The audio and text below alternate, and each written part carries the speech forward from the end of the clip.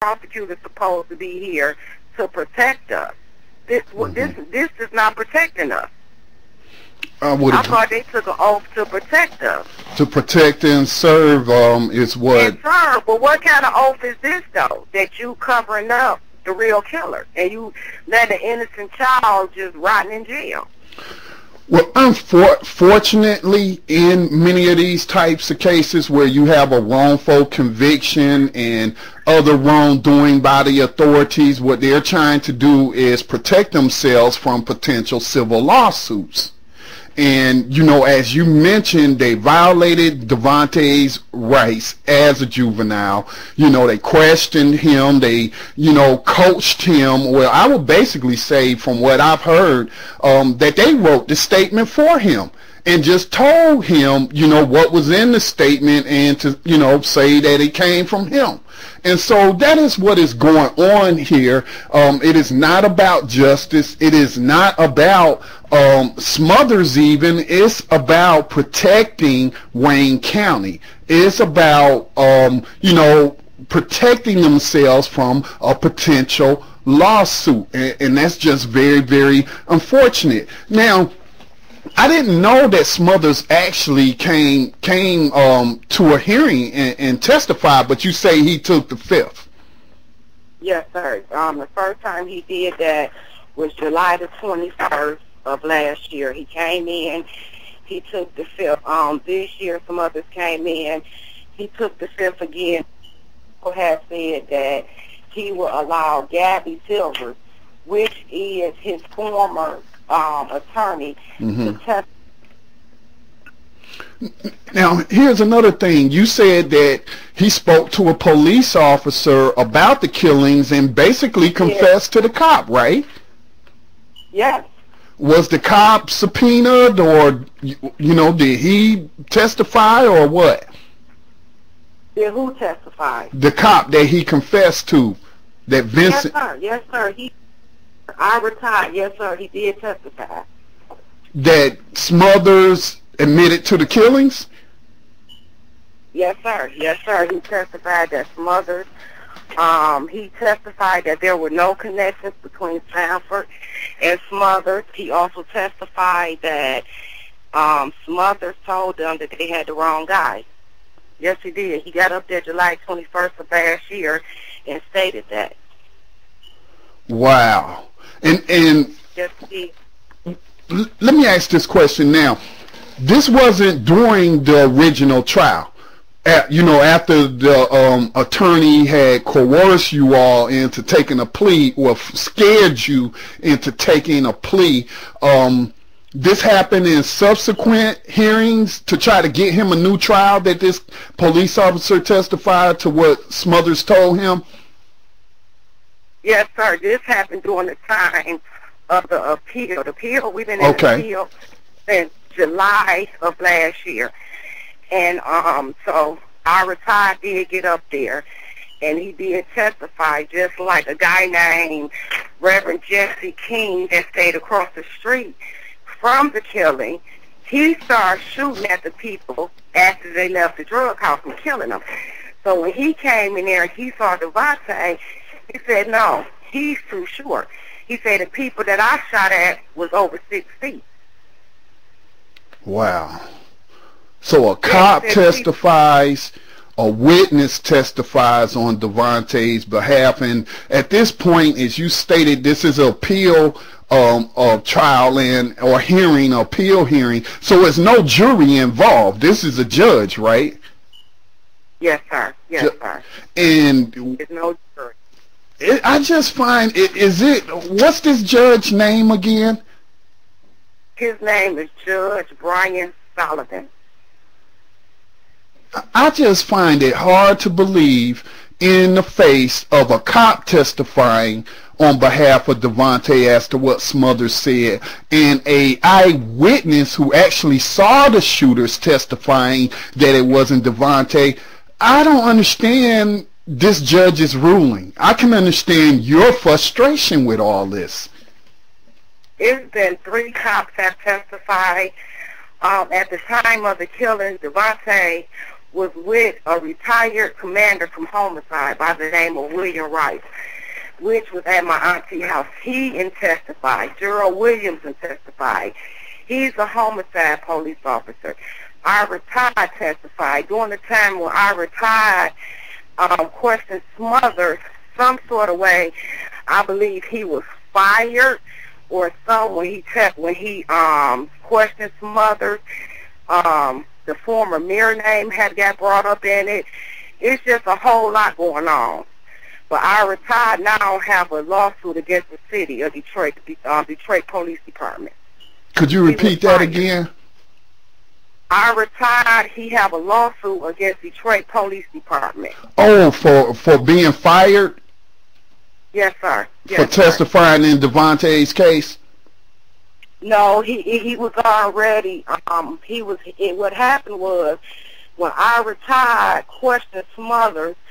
I believe the commander or someone got mad that he had questioned Smothers and got certain information out of Smothers because the former mayor Kwame Kilpatrick name had came up.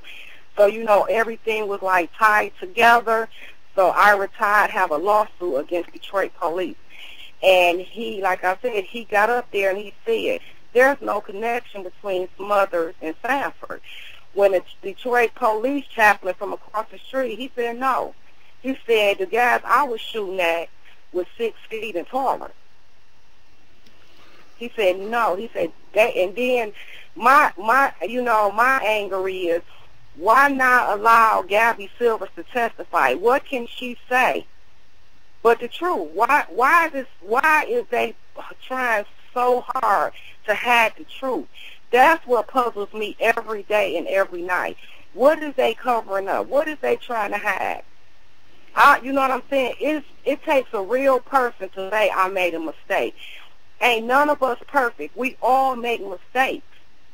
So it makes you wonder, though, if there's more to these killings, you know, since Kilpatrick's name is being brought up and, you know, Smothers not wanting... Yes. Yeah, I can understand why you feel that way. And what really makes me within my soul believe that there's more to it, when they had to lock the court down, Smothers got caught with a cell phone in his cell. When you go and visit these inmates at the Wayne County Jail, you can't touch them. You can't do anything. I visit my son there. Only way you can get them kind of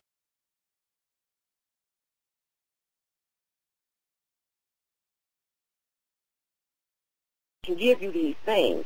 I've seen my son. You get searched from head to toe at the Wayne County Jail. You talk to a little speaker.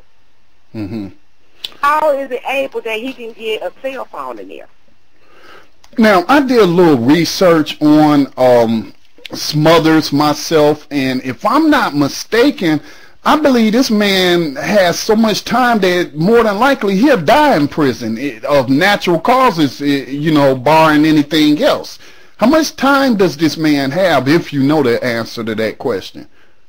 Yes, he received 50 to 100 years, but he's coming back on appeal. But he's coming back on appeal. Okay. Now, from what I read, the reason that they won't allow Smothers' former attorney to testify is the prosecution raised an objection saying, well, they can't cross-examine her or cross-examine Smothers through her. So some people feel like, and I'm one of those people who feel like, you know, Vincent, that we need to make a direct appeal, a plea to Vincent Smothers to come forward. I mean, he's already testified or gave the information to a police officer and others. He's given the information, and I feel like, you know, look, this is a chance for him to have some measure of redemption. Okay, he's already admitted that he is a hitman and he's killed all these people, but that he can perhaps be known for saving a life and not taking a life. And so, you know, there are those, with me being among them, who believe that we should write Vincent Smothers directly and tell him to man up and testify in court on Davontae's behalf. Do you think that's worth an effort? You know, right now where the case stands, that anything is worth an effort.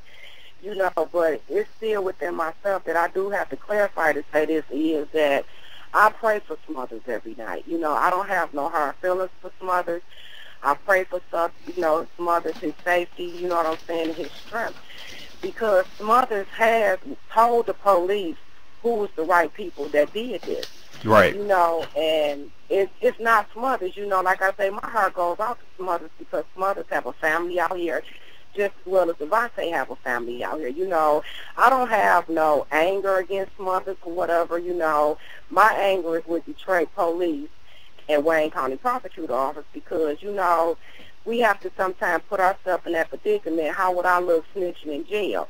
I told them what I told them. Now, if they doing anything with it, it's not me. It's them. So, therefore, I have to look at it from a mother's point of view, and I have to look at it, you know what I'm saying, as a point of view as being in prison because I know the things that my son is going through in prison. Right, right. You know what I'm saying? And just because you're in prison doesn't mean you're safe. Right. That is well known. But as a man, and, you know, we have to be responsible. You know, I'm not saying that his fears are unfounded, but at the same time, you know, he knows the injustice that Davontae has suffered. He knows that he participated in this crime. And, you know, if I was an inmate and I looked at Smothers taking action to free this teenager who, you know, has some issues, who has special needs and had nothing to do with this, I would understand. I wouldn't look at it as him snitching. Okay, I would look at it as him trying to do the right thing and clearing Davontae's name. Before we go to this last break, let me give out Vincent Smothers' address. It is linked up in the show description on the Black Talk Radio Network. There's a blog post that has his address, but let me give it out right quick. It's Vincent Smothers, comma, #, 295-527 Iona Correctional Facility, 1576 West Blue Water Highway, Iona, Michigan, 48846. Okay, again, let me spell Iona for you. That is I-O-N-I-A, and that's Iona Correctional Facility, and that is in Iona, Michigan. We're going to take a short break before we wrap up the program. You're listening to Black Talk Radio News and Views with Scotty Reed. We'll be right back. And we are back, and we thank you for joining us tonight and sticking with us through these technical difficulties. This will probably end up being two separate podcasts, the first part of the interview and then the second part of the interview. What I'm going to do is splice the two together and then make another podcast. But, you know, tonight we are speaking to Mrs. Sanford. She is the mother of Davontae Sanford, and before the break we were just talking about Vincent Smothers, and I'm gonna give out his address again. And be positive. You know, as she stated, Smothers didn't even have to tell the police what he told them. He could have kept his mouth shut. But since he did open up his mouth and tried to clear Davontae's name, that tells me this man has a conscience, okay? That he has some humanity despite the things he's done in the past, despite the things that he's in prison for. Apparently, he still has a heart, he still has a conscience, because many people would not have said anything whatsoever. I do understand his fears of people